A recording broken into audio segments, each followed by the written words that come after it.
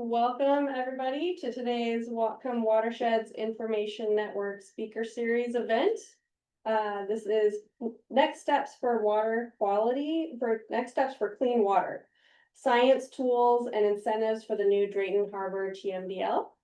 I'm Dakota Stranick. I serve on the Speaker Series Planning Committee. My job is actually with Whatcom County Planning and Development, but the WIN group is all volunteers that are interested in water quality and spreading information about watersheds and water quality. So I've really appreciated the past speaker series that I have partaken in and wanted to help out. So I will introduce Whatcom Watersheds Information Network real quick. So Whatcom Watershed Information Network's mission is to help protect and restore our local waters and watersheds through information exchange, collaboration, education, and public engagement. This is part of our speaker series, and there's other events also that are done through WIN.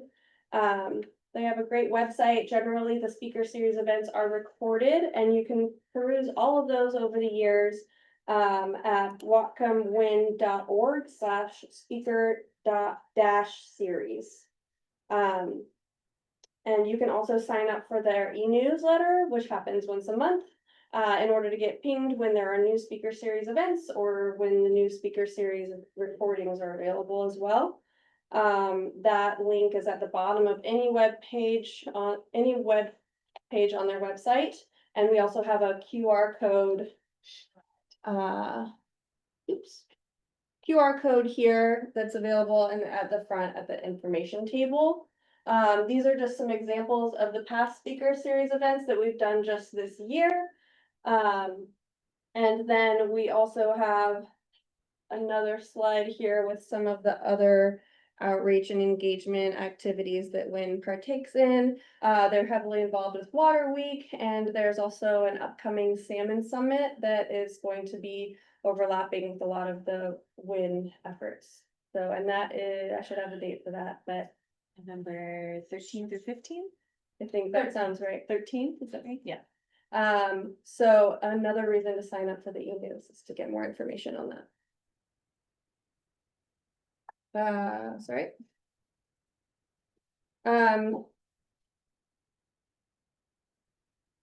So just want to get a little feel for who's in the room.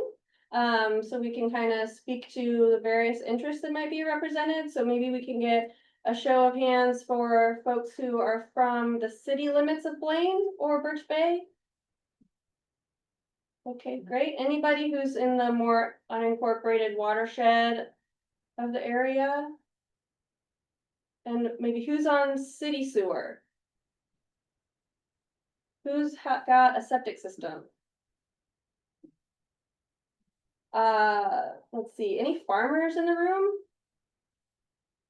I guess I can. Fishermen or shellfish harvesters? Okay. Even recreational counts? Great. Well, thank you. So today's event is all about the Drayton Harbor TMDL. We'll hear from James Kardouni, who is with Washington State Department of Ecology, about the new Drayton Harbor TMDL, what it is, why it's been developed, and what changes that this plan will possibly bring about for the future of Drayton Harbor and its residents.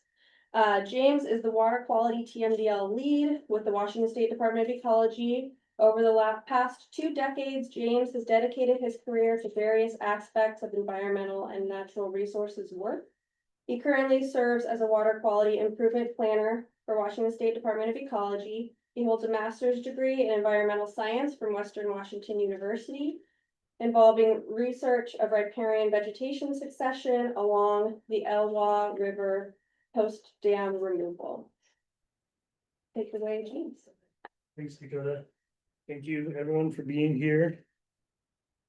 And this is an overview of what I'll talk about real briefly. I think I have 15 minutes and then 5 minutes for some question and answer, and then Aneka will follow, and she'll focus on education outreach primarily. But I'd like to start by introducing who ecology is and what TMDLs are, broadly speaking. And then just take the Drayton Harbor TMDL, it's in draft form, it addresses bacteria pollution. And then how we go about implementing these plans, real brief and very, very high level, and the next steps to do so. So Ecology's mission, our mission is to protect, preserve, and enhance Washington's environment for current and future generations. And our vision is to engage in innovative partnerships to protect and sustain healthy land, air, water, and climate in harmony with a strong economy. And we're environmental leaders in environmental protection and restoration. And we were the first environmental agency established in the United States, even before the EPA. And we invest in communities through many different means. This is a map of our different regional offices and our headquarters locally. I'm based out of the Bellingham field office there, and we even have Pavita Bay is kind of a research station. It's really cool if you haven't checked it out. So what are TMDLs? I'll start with why we do them. It's part of the Clean Water Act. EPA delegates each state to carry out the Clean Water Act provisions. And one part of the Clean Water Act are TMDLs and the water quality standards. And the reason why we have water quality standards is to protect. How do we know if we're protecting the water? Well, I'll talk a little bit about the water quality standards, but based on those, each state develops their own. In this case, for Drayton, it's more of a human health. For those water qualities, we do have water quality standards for biota like fish as well. But once we compare, Ecology's kind of does that. I have a slide showing how we just real briefly how different categories. But if we have an impairment, that's why we do TMDLs. We first wonder, we investigate the situation and see, is the TMDL even warranted? Maybe there are other ways, other avenues of addressing that impairment. So once we've established resources to do so, TMDL planning is pretty involved process. And we engage the public and local project partners, develop a plan. Sometimes it involves extensive data collection primarily, but sometimes it's modeling, things like that. But we'll take all the information in the models and distill it into the TMDL. And then we'll write a report and have a public comment period, receive that, incorporate that input. And then ultimately we work with EPA to finalize the TMDL. And then we implement the TMDL hopefully to achieve, like when I say TMDL, I'm kind of, it can mean many things. In the next slide, I'll show you fundamentally what we're talking about, but it can also mean like the report and the implementation plan. So ask questions if you like on that, but a total maximum daily load is essentially it's the amount of a pollutant that a water body can receive and still meet those water quality standards. And what it is a loading rate. So it could be like a concentration. It's a unit per day, and has something to do with stream flows or that load. Simple equation here is our loading capacity is the LC. So the TMDL can be set at or below that. And then we have these different parts of the equation here. The sum of the WLAs or the sum of the wastewater allocations, those are attributed to regulated discharges or point sources. And then the sum of the LAs, those are the load allocations, those are attributed to non-regulated by permit discharges. It can be considered diffuse. And then our margin of safety accounts for any uncertainty we might have in our TMDL calculation. And then coupled with the TMDLs, we usually have a water quality improvement plan. That's our cleanup strategy to attain the TMDL and water quality standards. Okay. That was a lot. Can we go back to that slide? Yeah, do you want to, Are you we gonna can go back to Good. it, just so, and keep it? I am distilling and a lot of information here, Okay. so. It's okay to, Thanks. I study this and I'm confused sometimes. I did like that he said it was So- a simple equation and No, it didn't look I very heard you simple at all. Yeah, there's a lot to unpack from that. He is. Quick background question. Yes, So, because I came in here as you started, but you're working with federal level or state level? I work for the state, but I do engage at the federal level. With the In many ways. EPA? Yes,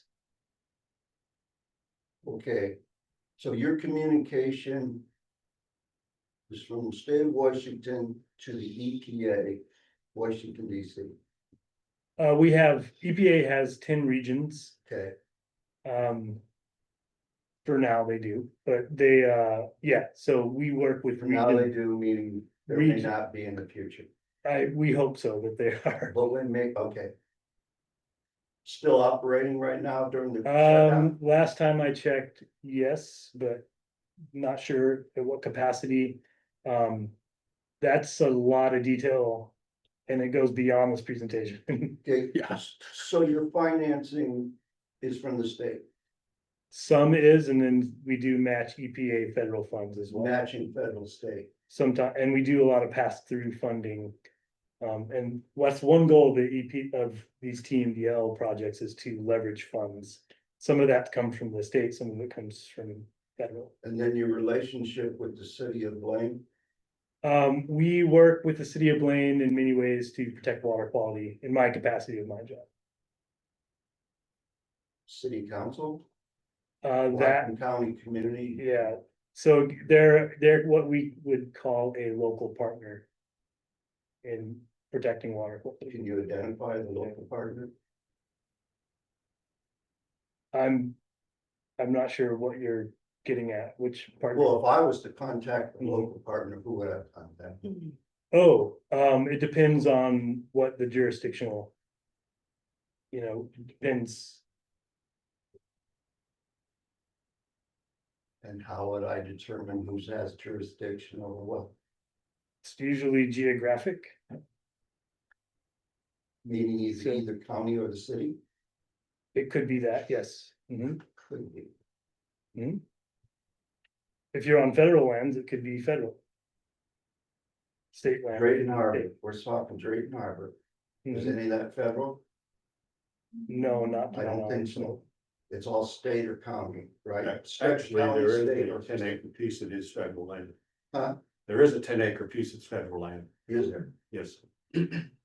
We do have a Q&A in between presentations, for a brief Q&A, and then we'll have a longer Q&A at the end of the meeting. Okay, So we could okay. ask us to keep I was just questions trying to brief. get that. If you're worried about forgetting, just a brief question could be okay, and then we'll do longer questions at the end. Yeah, and we can select folks as we go to make it a little more formal. So the Drayton Harbor TMDL, this is really addressing bacteria, human health. Just a quick ortho imagery of our watershed here. We do know, the main freshwater tributaries are Dakota and California Creek. And the harbor here receiving those waters, among other tributaries along the shorelines as well. Designated uses, so water quality standards, they're designed to protect designated uses. So I'm just really gonna focus on Drayton Harbor, the bacteria TMDL, and the human health designated uses. We do have freshwater contact recreation in the watershed. E. coli is the fecal indicator bacteria. And for marine water, we have recreation as well. We use Enterococci as the indicator bacteria, and for shellfish harvesting. To understand if we're protecting that designated use, we use fecal coliform as the fecal indicator bacteria. And so, part of the water quality standards, Ecology does a water quality assessment. And so this is a snapshot from Ecology's webpage. And when we do these assessments, we're looking for these categories, determining based on the data that's received and what we assess. So category 1 is it's meeting the standards. Category 2, it's not it's, maybe not metering standards, maybe it is, we don't know. We need a little more information. Category 3, we have no information. And category 4, we have a pollution control plan, such as the TMDL or other types of control plans. And category 5, that's an impairment. And that's why we initiated this TMDL actually back in 2007. So now we're zooming in the watershed. These are those impairments, those category 5 impairments, part of the 303D list. And that is, we call it 303D because that's Clean Water Act jargon. We're lucky to have a robust monitoring network. Just wanted to show you where we collected data. This is a concerted effort, Whatcom Clean Water Program. You might be familiar with them, but they kind of coordinate a lot of this data collection. The county heads that up. So the TMDL is really based on plenty of data. We base it on these water years. Just showing you where we sampled, primarily used those sampling locations, and then zooming down to the harbor. These are Department of Health marine monitoring stations. We use those data as well. And so the technical approach, well, TMDLs, these are based on the water quality criteria. So from that, we could see how much pollution we need to roll back to meet the water quality criteria and come up with these reduction targets of pollution. And then the part of that equation, the allocations, they're primarily area-based for this TMDL. And there's ways to migrate in between the two types. If there were a permitted entity, for example, you could reallocate those allocations. We employed a bacteria translator to understand E. coli primarily a little more in the system. And to get to the loading, we employed a couple models, streamflow models. We also took advantage of a long-term data set. So the trends, this is a little above and beyond what TMDLs normally do, changes over time. And then we were looking for what situations might cause elevated bacteria. So a critical condition, for example, and then the first flush is first rains in the fall, and that we know that so we did some correlation analysis there too. So our pollution reduction targets. So to meet the TMDL, we see we're zooming in closer. These are the downstream most freshwater sampling locations. And we do need some steep reductions. That's what these circles indicate, 80 to 90% in a lot of places. And that's to protect the shellfish harvesting designated use. It was proven to be a little more sensitive than, like, for example, the upstream E. coli. This is contact recreation. Some areas we see green circles. That means, we're meeting the water quality standards, and there are no reductions needed to meet the TMDL there. And then in some places we see varying reductions needed. So I think the most important part, we can do the math and science, but the implementation, I think without that, we pretty much don't, go anywhere with the goals. So the implementation plan is separate, but a very, very important component of the TMDL. And the goal is to attain those water quality standards. And this is real high level. The report's pretty detailed, but I'll go through a few steps. First, we characterize the land cover and land use. And that helps us identify potential pollution sources. And then from that, we can identify pathways for cleanup, how to do that. And then we all have roles and responsibilities to protect our water quality. Some of it's governmental, some of it's non-governmental, and some of it's public involvement. And then so important part is talking about funding. We go through we identify some funds in the report. And then part of the planning process is recommending the priorities based on the TMDL and how do we track progress. And then one really important part, it's not in every TMDL, implementation plan are the 9 elements of a watershed plan. And the reason why, when we think back to that equation and allocation scheme, the 9 elements address the non-point sources. And it's essentially a watershed plan that EPA would appreciate. They can appreciate when they're scoring grants, and it can be used as a plan for grant applications, things like that. But what we see is most of our watershed is comprised of and allocated to non-point sources. But the waste allocations are really important because localized pollution from a waste allocation can cause pollution. How to address these two, I'll just go through real quick. State and local codes, enforcing those. Coordinating the Walking Clean Water Program partnerships, fantastic for that. Inviting other folks to work with the programs. One thing that we do, Ingrid's here, she knows way more about the program than I do, but we work together on that. And the participation is important. Funding, grants and loans and incentives. The point sources, so those are regulated discharges. Those are regulated by a National Pollutant Discharge and Elimination System permitting. These ecology primarily administers and works with permittees. They represent mandatory obligations under that permit.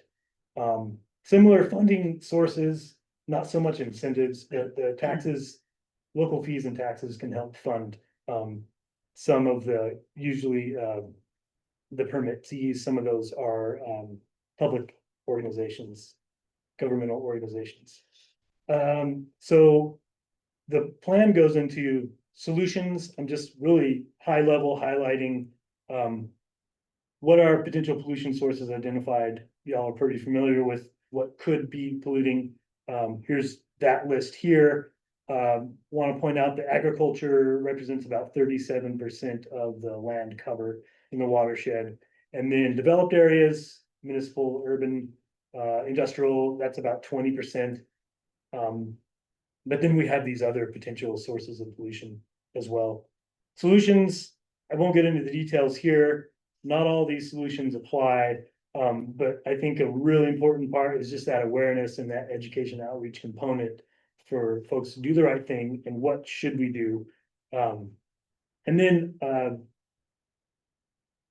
think what I want to point out here, other than just kind of documenting these potential solutions that the plan describes, is ERTS. That's our environmental reporting and tracking system. Sometimes there's a local, say like the Whatcom County has a stormwater reporting system that you can report to.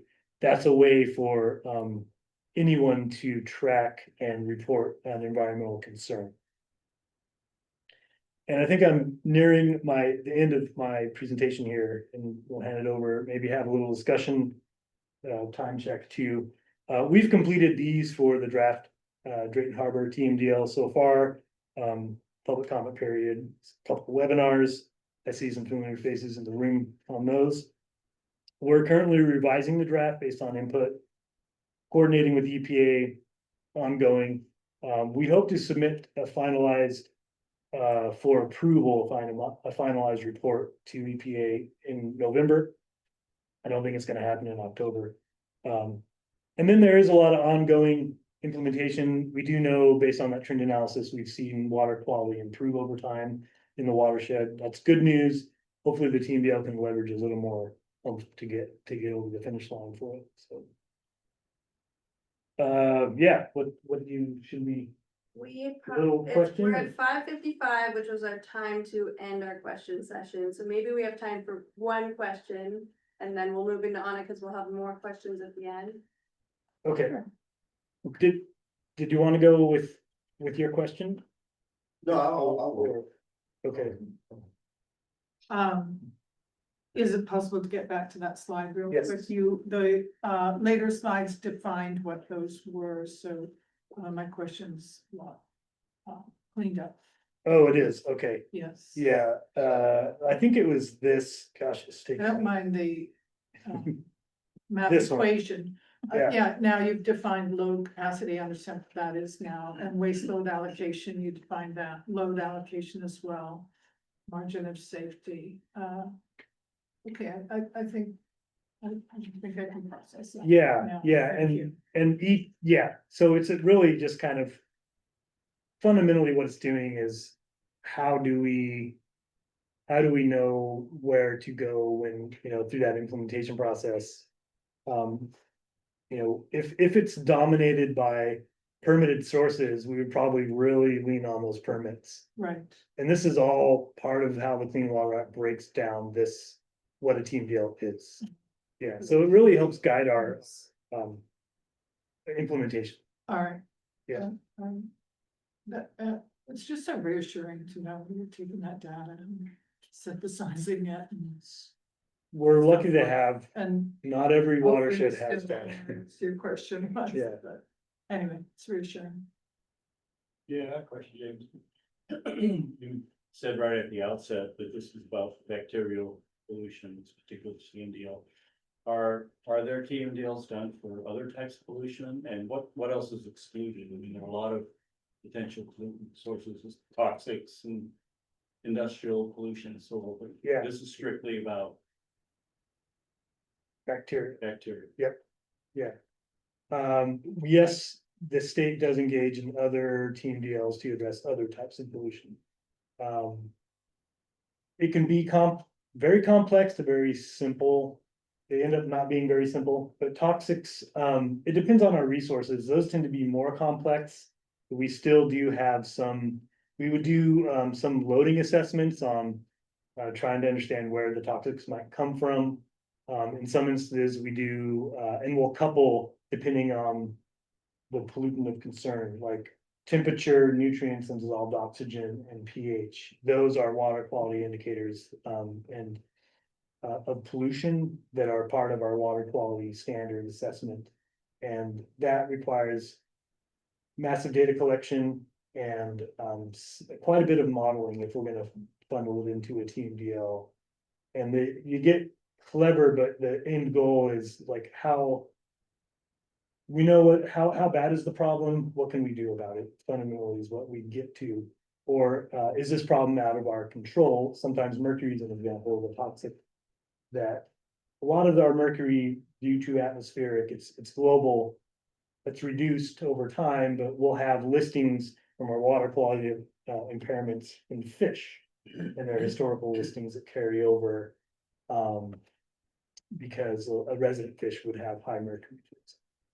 Yeah, so sometimes we're like, okay, we don't have any local sources, it's probably atmospheric, and it's generally going down in nature, so we might pick something else to study and develop, and we go through the prioritization process statewide. In fact, today we had prioritization webinar. It was a nice 2-hour long event, and there's a public comment period right now. So if you are interested in a TMDL, you can run through the public comment period and contact me, and I'm happy to show you that. I don't have any information on this. Is that good? That's great. Okay. And we'll have more time for questions at the end. Yeah. Thank you. All right, I wish I knew how to advance slides quicker. I don't play video games enough to hit the buttons fast. Okay. Great. Thanks, James. Yeah. Next up is Aneka Sweeney with the Whatcom Conservation District. Aneka will be talking about how the Whatcom Conservation District supports some of these water quality efforts, current and future incentives and resources available for landowners interested in stewardship and conservation, as well as some success stories that from past water quality efforts. Aneka Sweeney is the Outreach and Education Manager at Whatcom Conservation District. She joined the district in 2014 to strengthen the community outreach and sustainable education programs. Aneka worked to enhance the impact of district programs by working directly with community groups, school districts, state and county and city government, as well as nonprofit organizations to further the mission of the Whatcom Conservation District, which is to form partnerships with Whatcom County residents and entities to advance resiliency and ecological processes on working lands, residential landscapes, waterways, and open spaces for current and future generations. Aneka is a native of Western Colorado. She earned her Bachelor's of Science in Biology with a minor in Environmental Restoration from Colorado Mesa University in 2001. She spent 8 years as a biological science technician for the USDA Forest Service in the Sierra Nevadas of California. She moved to Bellingham in 2008 to pursue a Master's of Education in Environmental Studies through Western Washington University. And after earning her degree in 2010, Aneka established and coordinated a youth environmental leadership program for North Cascades Institute, training the next generation of conservation stewards before starting the Whatcom Conservation District. So Come on up, Monica. Awesome. Thank you. That was a lot longer than I thought it was going to be. Yeah, I'm Aneka Sweeney. I live out in the county off of the Sand Road, and I raise pigs and poultry and children out there. Been part of this community now since, yeah, I guess 2008. I moved here, which is wild to think about. So my portion of this conversation is really around, so what can we do to help? And what can you all as conduits, as you're going to be knighted as outreach and education coordinators now from this point forward, to share this information with your neighbors, because these are some of the easy solutions, some of the incentives that we have, and then you'll have it locked in and you can share with your neighbor when they ask you questions about this later. That's the goal. Who here has ever heard of the Whatcom Conservation District before? Yes. Who has like worked with us and done any sort of programmatic programs with us? Yes. Awesome. Okay, excellent. So we've been around since 1946, and we work with a lot of landowners, farmers, of all sorts, land and water. And we create that sustainable relationship between people and the environment. Let's see how this moves forward. Great. So I like to think of conservation districts working at that intersection between people and place. We try to provide a deep ecological understanding and connection to the land and resources, and then give you the tools to best manage the resources on one's property. And with that, we provide education, financial assistance, and also technical assistance for all types of land management. In this case, we are talking about poop. Did you use the word poop at all in your entire, you missed opportunity. And, oh, this is a little bit, we was trying to keep it clean. Yeah. Yeah, well, when we're talking about bacteria, yeah, Whatcom County is home to many people and animals. They all poop. Add lots of rain. We get about 40 to 50 inches of rain in some places here in Whatcom County. That rain washes the poop into our water, and some of our shellfish beds are closed due to that high bacteria. Managing poop properly is a proven way to help improve water quality. Very straight and easy, right? Well, it isn't that easy, but what I hope to talk about today are some of the incentives and some of the programs that we offer that can help prepare for the rainy season, prevent manure runoff. We're going to talk about pet waste. We'll talk about septic systems, vegetative buffers around streams, and then what we can do with wildlife as well.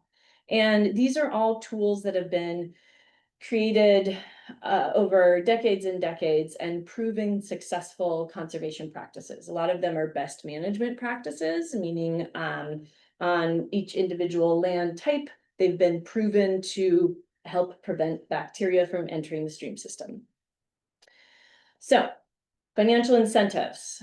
It's pretty easy. Help people do the right thing by giving them financial incentive, by giving them money to do that right thing. So we have tons of grants, rebates, and if we don't have them locally at the conservation district, we know of places to get grants and rebates for the different types of best management practices. One of our main programs that we work with here in both the Drayton, in Dakota Creek and California Creek, is we offer free conservation planning with any sorts of different types of farms, big or little. We offer free technical assistance, and farm planning and forestry planning as well, actually.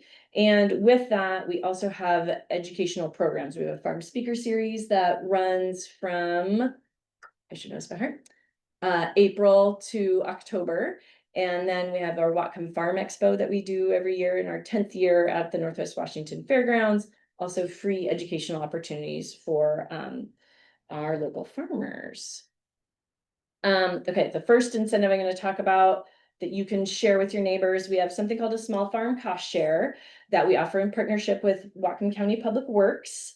And this is up to $4,500 for all sorts of practices that help address manure management, soil health, pasture health, and runoff concerns. So that's someone that works with the conservation district. We come out on your property, we help you develop a plan, we identify some best management practices that would be best for you, and then we'll help you apply for these funds. And that could look like things like a manure storage or roof runoff structures, fencing, gutters, downspouts, those types of BMPs. We also, since we are a division of state government, we have access to the State Conservation Commission cost share, which can be up to $100,000 in large scale farm improvements. And these can be anything from upright tanks on dairies, large fencing projects, large planting projects, big manure storage facilities. And through this, again, is working with the conservation district, free technical assistance, and then we help identify areas of concern and those BMPs to assist, and we're able to help anyone out with that. Getting smaller in scale, our small farm rebate program, also offered in partnership with the Whatcom County Public Works, is $300 rebate for gutters, heavy use area footing, to have place for your animals to be in the winter time, so they're not out on the pasture, and then fencing to keep those animals in. And for these, you can attend a farm speaker series, you can have a technical site visit with one of our staff, and you qualify for these rebates. And those are they're pretty straightforward and simple. Another opportunity that we offer at the CD, again, all of these services are free, they're confidential, and they are provided with, we have some of the best technical staff around. We have equipment rentals, so a no-till seed drill, manure spreader, and poultry processing equipment that we offer for local farmers. And those can really help with your manure management, especially the manure spreader, and also to get those cover crops in. So that no-till seed drill is an excellent opportunity, and that's pretty new to the district. We also, I had to throw in tarps somewhere. We give away free tarps for anybody who has manure on their property to help keep that covered in the wintertime. So as that rain falls on it, it doesn't leach out or run off into streams and creeks. Our riparian grant program is one of the larger programs that we offer at the conservation district. So we help landowners plant streamside buffers. And I've got flyers for all of these things in the back as you leave as well. But this provides free pre-treatment, weed control, noxious weed removal, planting of these plants, and then maintenance for 5 years. And so this, in turn, by having a buffer around your stream, any of the runoff that's coming down to that area is filtered out before it enters into Drayton Harbor.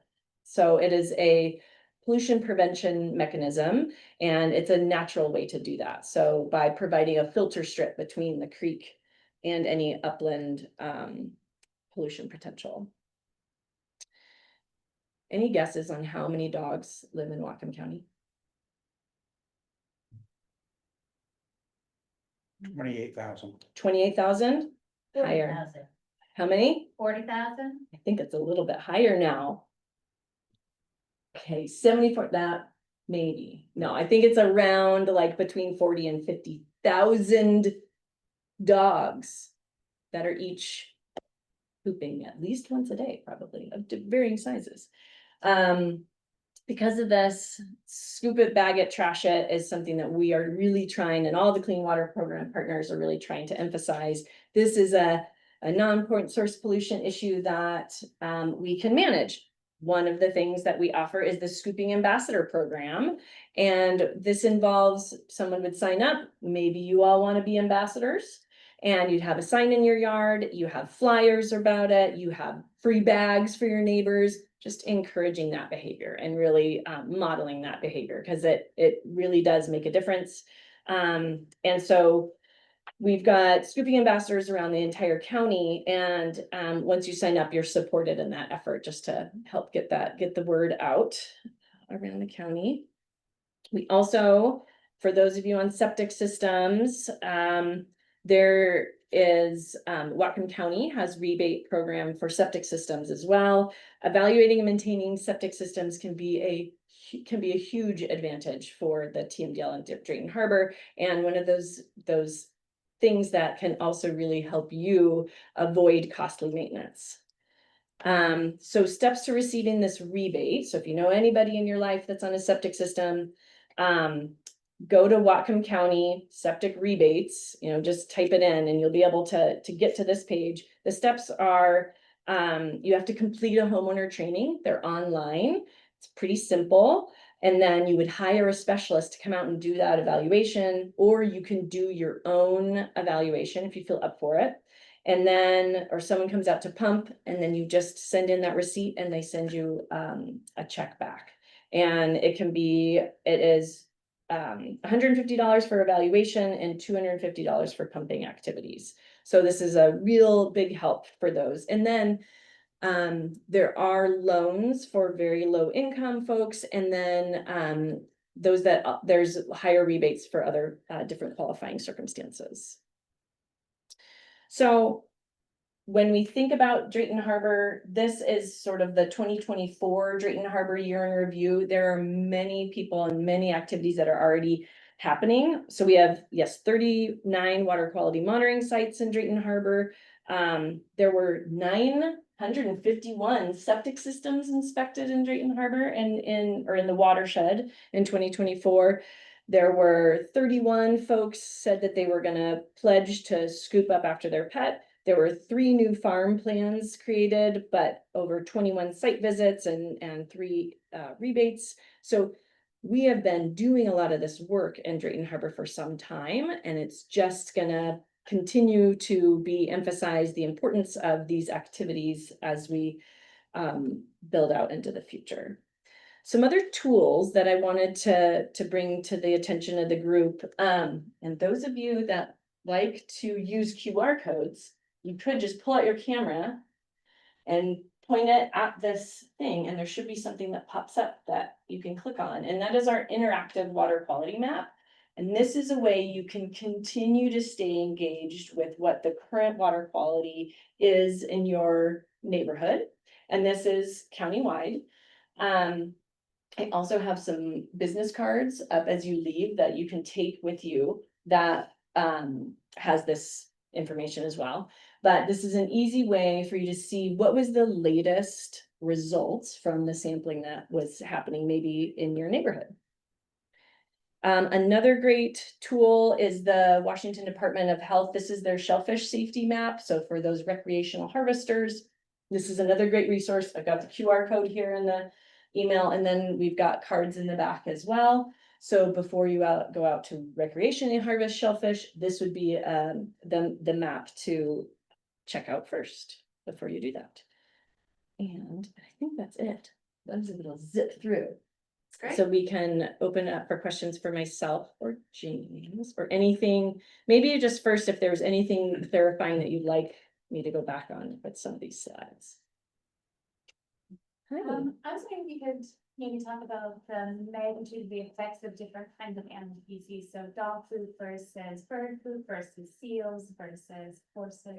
There was a really cool study that did everybody hear the question? So the magnitude of different types of scat or feces. Yes, so there's obviously, when we talk about pollution loading. So you also have to talk about the different types of species that might be. So we might have a lot of cows. We might obviously have a lot of dogs. We just talked about that.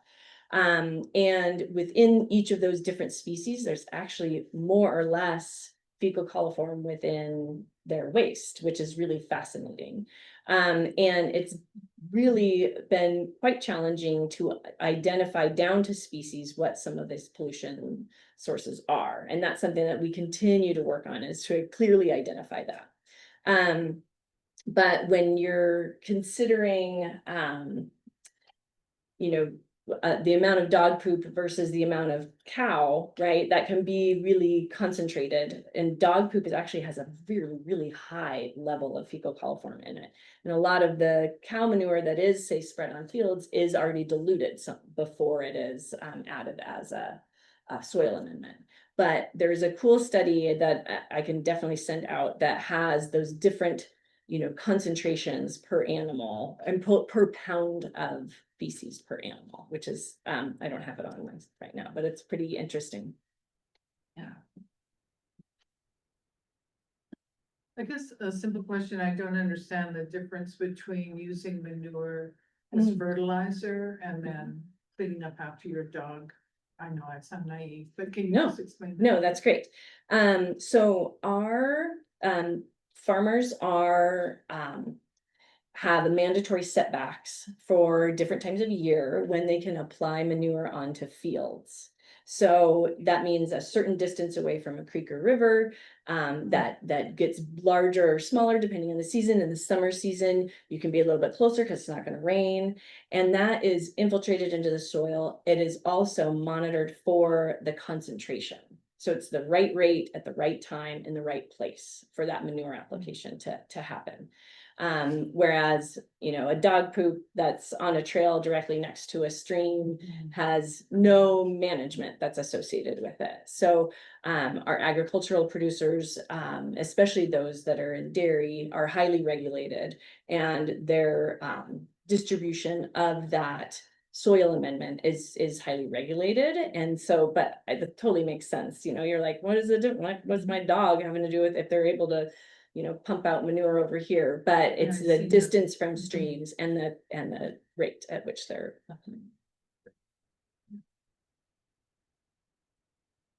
So as I understand, I'm sorry. go on.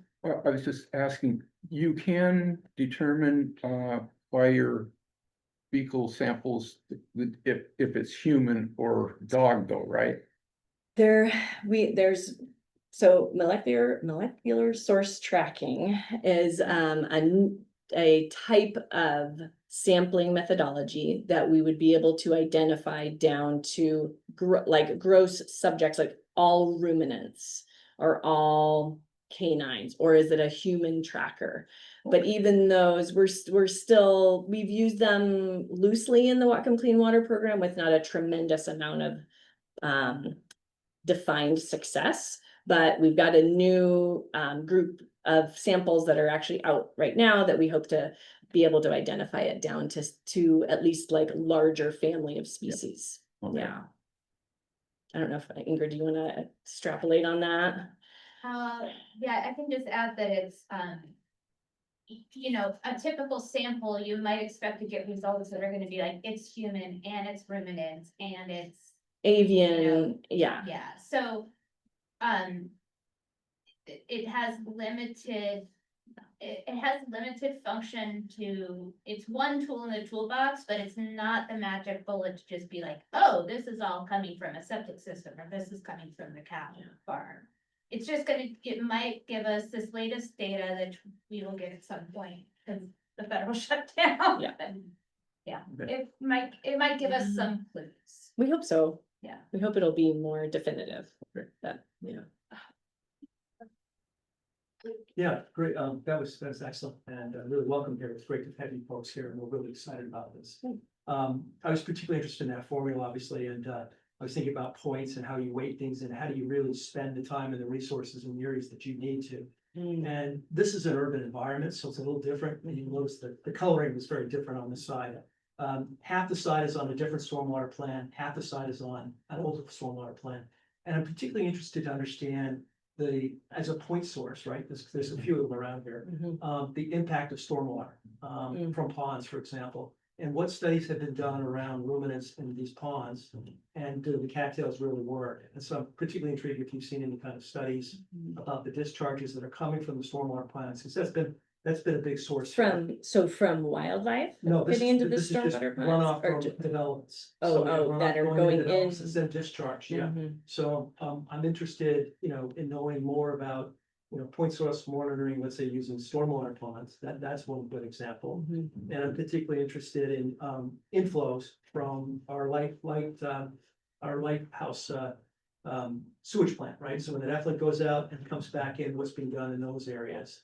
So that's a sort of a related question. So stormwater is an area of interest, inflows into the harbor is an area of interest. And I think the other thing that's kind of interesting is the sort of the continuous monitoring of this.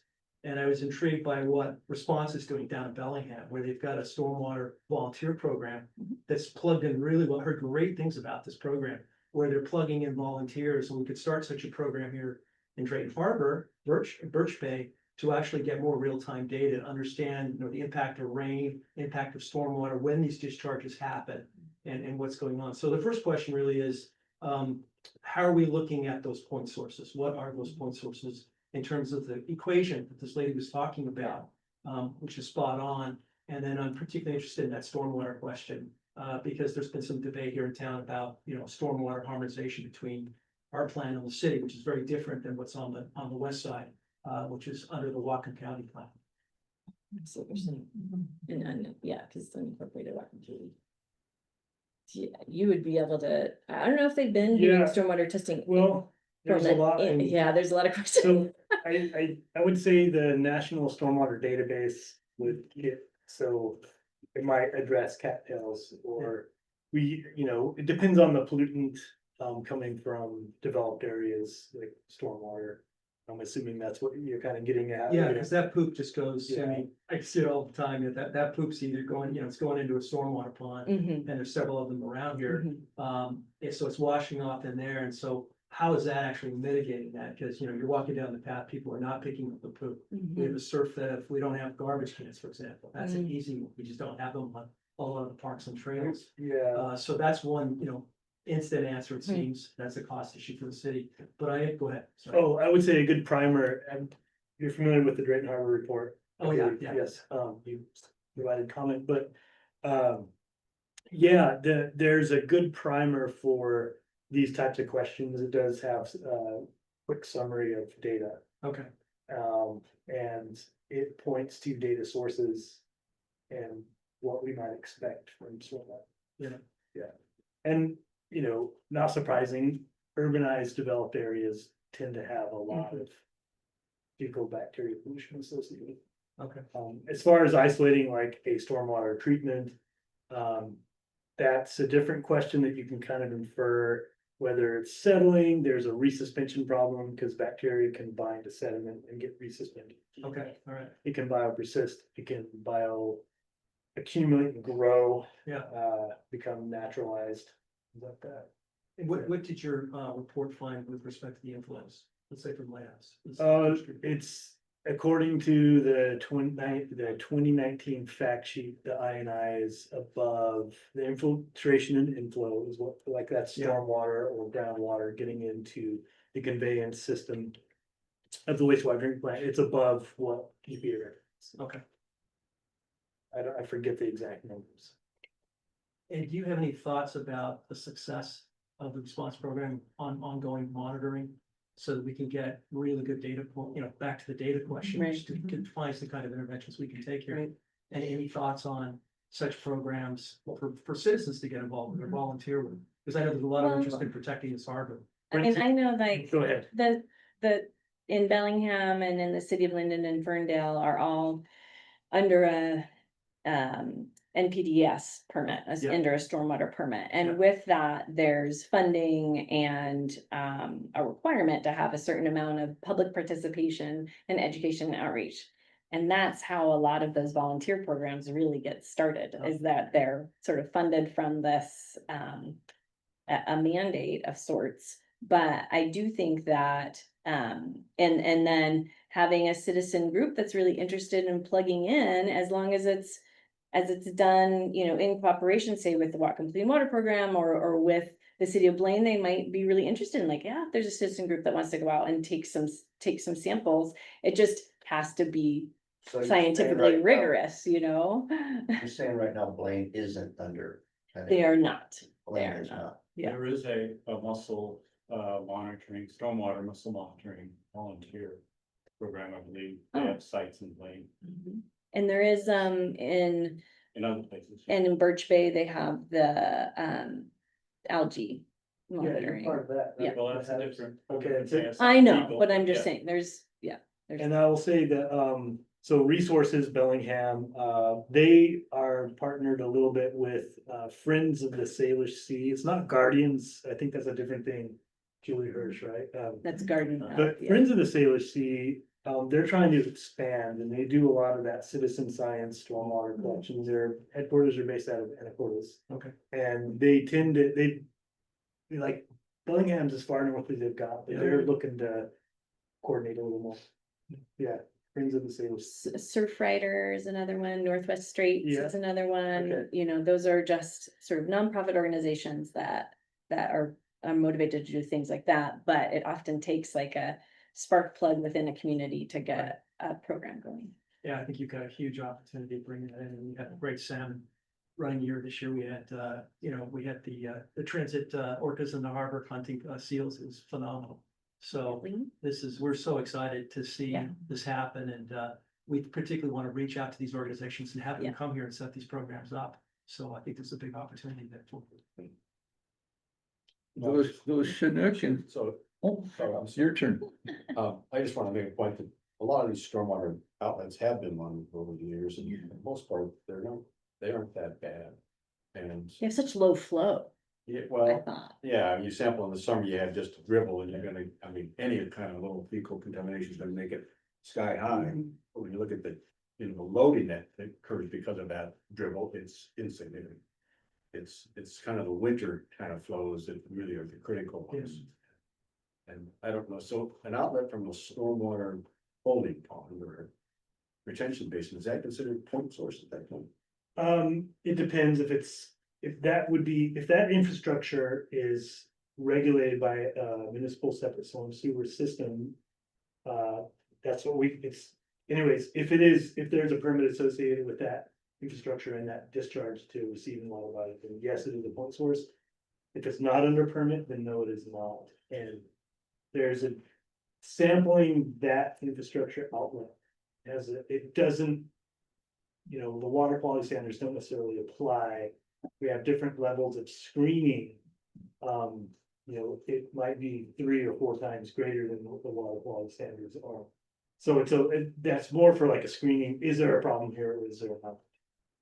Yeah, I think if I recall right, there's 50 plus some outlets in the Drayton Harbor stormwater outlets. Well, A lot of, I mean, yeah, I mean. It's I think you were asking too about the best management practices and stormwater plans, and the question is, how good do they work, right? Especially at what time And frame, those are like, not- do they just have And a, those are not things that basket. have been unstudied, that's why they're best management practices, so. Yeah, I think there's manuals about what works and how it works and how it should work. You know, if you're employing best management practices. And the effluent is not what it's supposed to be, then yeah, obviously, it's not working, but they're. You know, pretty much shown to be effective. That's why they're in the permits, and prevention is probably the first step to stormwater delivery. maintenance. Yeah, and the maintenance, all And the other thing I've seen with a lot of stormwater ponds is they attract waterfowl, which then are really big sources of feed. So sometimes I wonder whether stormwater ponds are really the solution. I mean, it's kind of it's a mixed bag. There's usually not a long-term problem. You know, elevated waterfowl. And that's in the context of a TMDL, that's considered a bad variance case. It's more difficult, so what, you know, how would you deal with? That's probably a low priority. But Department of Health does not distinguish between waterfowl fecals and human fecals and seal fecals. Which is an interesting. So I mean, it's, so it gets to be. When they're sampling in the marina and in the harbor, right? An interesting question maybe that I could illuminate, and I've had a hard time getting my arms around this myself, that fecal coliform is an indicator of what we're really trying to control, which is human bacteria and viruses. And it's a surrogate, really. And birds poop, dogs poop, you know, a lot of things poop. The thing we're really worried about is human viruses, vectors, and that kind of thing. So, I mean, it's all tricky. And the regulations, though, are based on fecal coliform surrogates. Because we can't, it's more expensive, or we can't measure the viruses as directly, or. Yeah, that's all embedded in the water quality standards and Right. typically use those fecal indicator bacteria. So it's indicating broader water quality issues that we might not know if it's a virus or not. We do know it can make us sick.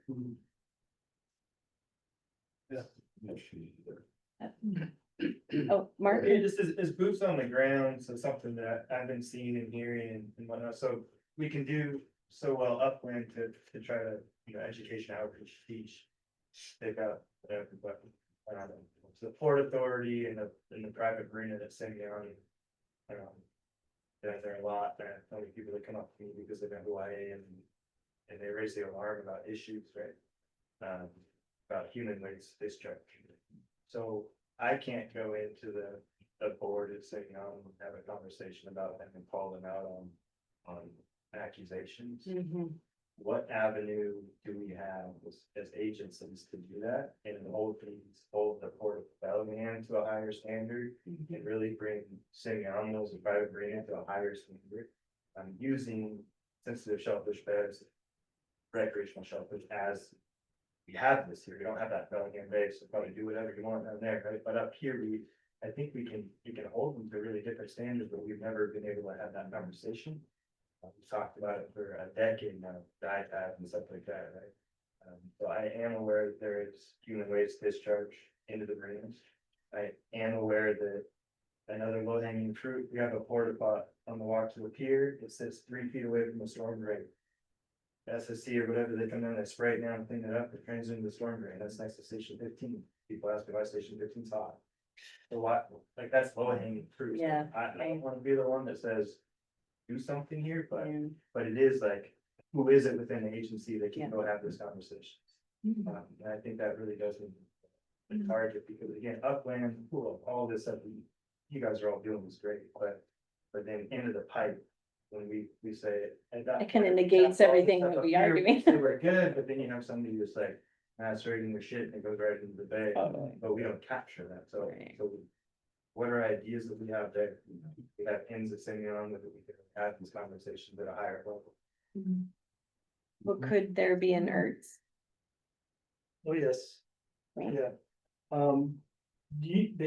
We do respond to the environmental reporting guidance and it's just best to be, if those are going to be submitted. Be as articulate as possible and. If it doesn't. One possibility is, okay, what was the issue? Is it associated with the marina? Is it concern about the port body? Those specific examples, derelict vessels, vehicles, not abiding by the no discharge zone, things like that. Like, those are blatantly. Education, outreach, signage, do best, but again, the word on the street, a lot of it comes from DC folks that have different, regulations up north, and they come down here, it's the Crescent Beach to here, and they can't do whatever they want, they pull them on the and know the rules, we have proper signage, we don't have all. I know. Saying on the marina's not telling. Yeah. So it needs to come, I don't know, yes, we can report on that, and yes, you guys can follow up on it, but it almost seems like as we talk about all this stuff, it seems like it's the proper time to really have a conversation with them. Not have to go to a report that comes in, but rather say, hey, here's the standards. Proactively. Really hold the space to. You have 2 marinas and a really small watershed, really trying to solve this, so can we eliminate this variable in these liveaboard vessels, right? And what does that look like? And you always talked about diet tablets and how we think it'd be easy, but maybe it's not, but maybe there's funding there. But the bottom line is a handshake deal to say, yes, you can moor in this marina and put a zip tie on your tank. It's not good. I know where to buy it, that's too. One more question, and then I might just wrap things up and we Oh, can yeah. continue with Conversation. conversation afterwards. I just want to mention, I filed about 7 ERTSs against the city, and it's starting to work. We have extensive violations of the Shoreline Management Act. We have 20 here. We have 3 active ones underway, including the cutting down of trees within the SMPs, bald eagle trees that I reported. And there's some retaliation going on against me right now in the city, but I'm having active conversations with the DOE. And I would love to talk to you about how I do this and how to really get DOE's attention on this issue. Because it is a problem. I've even received, trespassing notices for taking pictures below the high water line. So that's one thing I want to talk to you about, like how to take pictures, how to report it. I actually want to show you the reports I'm filing, but if that's a big point source, I'm there right with you. And I'm starting to figure out how to maneuver this system and to get action taken, because it's about compliance, it's about fines, and it's about taking action, because otherwise people just don't give a damn. And so I'd love to talk to you about that, what I've been doing, and to engage the DOE and to start taking action and what those avenues are. And it took 3 years to do this, and no one's been paying, but finally, we're starting to see some action. And it doesn't come from the city. It does not come from the city. It comes from outside the city. It comes from Whatcom County. It comes from the DOE and other parties, and from Bellingham that step into the community with a higher sense of compliance and purpose around how we safeguard its natural resources. So I'd love to get your name and chat with you a little bit, but I'm all for it. I think that ERTS system is awesome. And it's when the DOE starts to file that, and you need 5 or 7 or 10 of these things going, and they really start to pay attention. So that's my 2 cents worth on ERTS. So we'll There's just go your ahead local and- group. Yeah, there it is right there. We'll just sync up here. There you go. So we'll just go ahead and wrap things up, and like I said, more questions are welcome as long as Aneka and James are available to stick around. I'll just say, oh, thank you, James. I'll just say thank you very much to everybody for joining today, and a special thank you to Aneka and James for taking time out of their days to really share their expertise with us. An important part of these events is gathering feedback, so we do ask that you fill out a survey. It's very short and anonymous, to share your feedback about this event to help us improve future events. And we are also eager to hear your feedback and thoughts about possible future speaker series events. We're always looking for topics and planning for next year. This is the last event for this year, but we'll be starting up a new speaker series for 2026 in the spring. And if you haven't already, please consider signing up for our e-newsletter, again, to be pinged on events that are coming up and to be able to get other resources as well related to water quality in the watersheds. There's a QR code there on the screen, as well as a flyer in the back. So yeah, thank you very much, everybody, and I'll continue to facilitate questions as needed. Thank you. I'll get those surveys and hand them. I couldn't really feel what that porta potty thing.